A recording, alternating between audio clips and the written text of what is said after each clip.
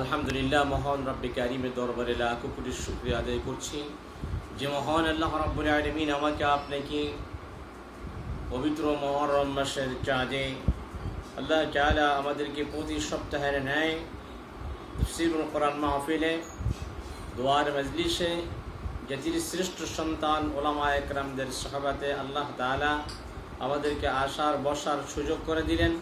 এই জন্য সেই মহান মাবুদের দরবারে সকলের শুকরিয়া আদায় করে দিল থেকে বলি আলহামদুলিল্লাহ। রব্বানা লাকাল হামদ হামদান কাসীরান তাইয়িবান মুবারাকান ফি ইয়া রাব্বি লাকাল হামদ কামা ইয়ানবাগি লিজালালি ওয়াজহিক ওয়া আযীমি সুলতানিক। আলহামদুলিল্লাহ, আমরা আল্লাহ তাআলার শুকরিয়া আদায় করে নিলাম। এখানে শুকরিয়া আদায় করে শেষ নয়, যতদিন আল্লাহ তাআলা আমাদেরকে বাঁচিয়ে রাখবেন ততদিন আল্লাহ তাআলা তার প্রশংসা করার তৌফিক আমাদেরকে দান করুন, সকলে বলে আমিন। আল্লাহ রাব্বুল আলামিন আমাদেরকে ভালোবেসে দয়া করে মায়া করে এমন এক নবীর উম্মত হিসেবে আল্লাহ তাআলা কবুল করেছেন। আল্লাহ রাব্বুল আলামিন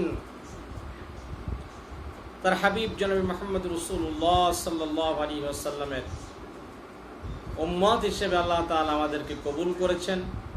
এই জন্য আরেকবার শুকরিয়া আদায় করি, বলি আলহামদুলিল্লাহ। আমরা হলাম আল্লাহর বান্দা, নবীর উম্মত। আমাদের কাজ হবে আল্লাহ তাআলার সন্তুষ্টি উদ্দেশ্য। আমরা যখন কোনো কাজ করব, দিনের কাজ করব, দুনিয়ার কাজ করব, ওই দুনিয়ার কাজের ভিতরে দিন থাকতে হবে, আল্লাহর সন্তুষ্টি থাকতে হবে, নবীজির সুন্নাত তরিকায় হতে হবে, তাহলে আমি আপনি কামিয়াব হতে পারবো, ঠিক কিনা? আজ যখন আমার ব্যবসা বাণিজ্য চাষবাস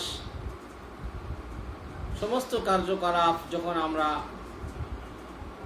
যেটাই করি না কেন, এই কাজের ভিতরে যদি আল্লাহর হুকুম না থাকে, নবীর সুন্নাহ না থাকে, তাহলে ওই কাজের ভিতরে আমরা সফলতা অর্জন করতে পারবো না।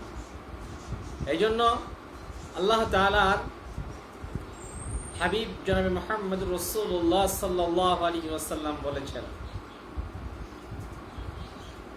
কোন আল্লাহর বান্দা যখন একটি নেক কাজ করার জন্য নিয়ত করে, সঙ্গে সঙ্গে আল্লাহ তাআলা তার আমলনামায় একটি নেকি লিখে দেন এবং একটি করে গুনাহ মাফ করে দেন, একটি করে মর্যাদা আল্লাহ তাআলা বাড়াইতে থাকে। এভাবে করে যখন নেক কাজটা করা শুরু করবে, আরম্ভ করবে, তখন আল্লাহ তাআলা তার আমলনামায় 700 গুণ থেকে বৃদ্ধি করে অগণিত সওয়াব ফজিলত আল্লাহ তাআলা তার আমলনামায় লিপিবদ্ধ করে দিবেন। এই জন্য ভাই, আমরা এখানে এসেছি দিন শোনার জন্য, দিন শেখার জন্য, কোরআন শোনার জন্য, হাদিস শোনার জন্য, আল্লাহর হুকুম নবীর তরিকা অনুযায়ী কিভাবে চলতে হয় এগুলো জানার জন্য আমরা এখানে এসেছি। ইহদিনাস সিরাতাল মুস্তাকিমের পথ কোনটা, ইহদিনাস সিরাতাল মুস্তাকিমের পথে চললে লাভ কি হবে, ইহদিনাস সিরাতাল মুস্তাকিমের পথে না চললে ক্ষতি কি হবে। আল্লাহ তাআলা বলেন যে ইহদিনাস সিরাতাল মুস্তাকিম, সূরা ফাতিহার ভিতরে আল্লাহ পাক বলেন। এখানে সূরা ফাতিহার ভিতরে আমরা আল্লাহ তাআলার কাছে বলছি, হে আমার রব বা হে আমাদের রব, আমাদেরকে আপনি সরল সোজা সঠিক পথে পরিচালিত করেন। আমরা বলি আমিন। আল্লাহর কাছে আমরা দোয়া করতেছি। প্রত্যেক দৈনিক 5 ওয়াক্ত ফরজ নামাজের ভিতরে তো পড়তেই আছি, সুন্নাত, ওয়াজিব, নফল, এই সমস্ত নামাজের ভিতরে আমরা দৈনিক আল্লাহ তাআলার কাছে বলছি, ইহদিনাস সিরাতাল মুস্তাকিম, দেখাও আমাদেরকে সরল সঠিক সোজা পথ, আঁকা বাঁকা পথ নয়। সরল সঠিক সোজা পথ হলো আল্লাহ তাআলাকে পাওয়ার পথ, জান্নাতের পথ, আল্লাহর দিদারের রাস্তা খুঁজে পাবার পথ হলো ইহদিনাস সিরাতাল মুস্তাকিম। আল্লাহ রাব্বুল আলামিন কোরআনুল কারীমে সূরা ইয়াসিনের ভিতরে ওখানে বলে দিয়েছেন, গোটা পৃথিবীর মানুষদেরকে আল্লাহ তাআলা ডাক দিয়ে বলেছেন, আদম আলাইহিস সালামের সন্তানদেরকে আল্লাহ তাআলা ডাক দিয়ে বলেন, এখানে একজন দুইজনকে নয়, আল্লাহ তাআলা আদম জাতকে বলে দিয়েছেন, আলাম আ'হাদ ইলাইকুম ইয়া বানি আদম আল্লাহ তা'বুদুশ শাইতান ইন্নাহু লাকুম আদুউম মুবিন। আল্লাহু আকবার।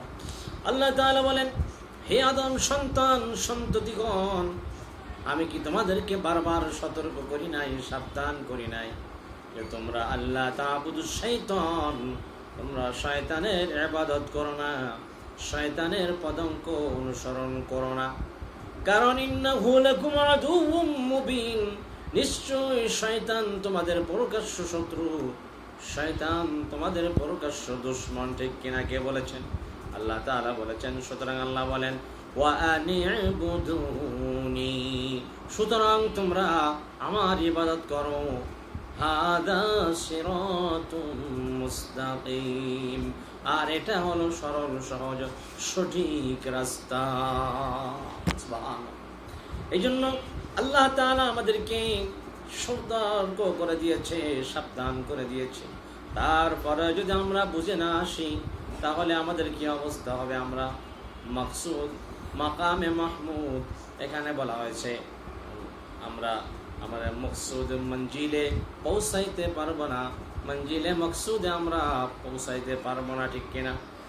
আর যদি আল্লাহর হুকুম মানি, সঠিক পথে চলার জন্য চেষ্টা করি আল্লাহ তাআলার কাছে, এভাবে যদি প্রার্থনা করতে পারি,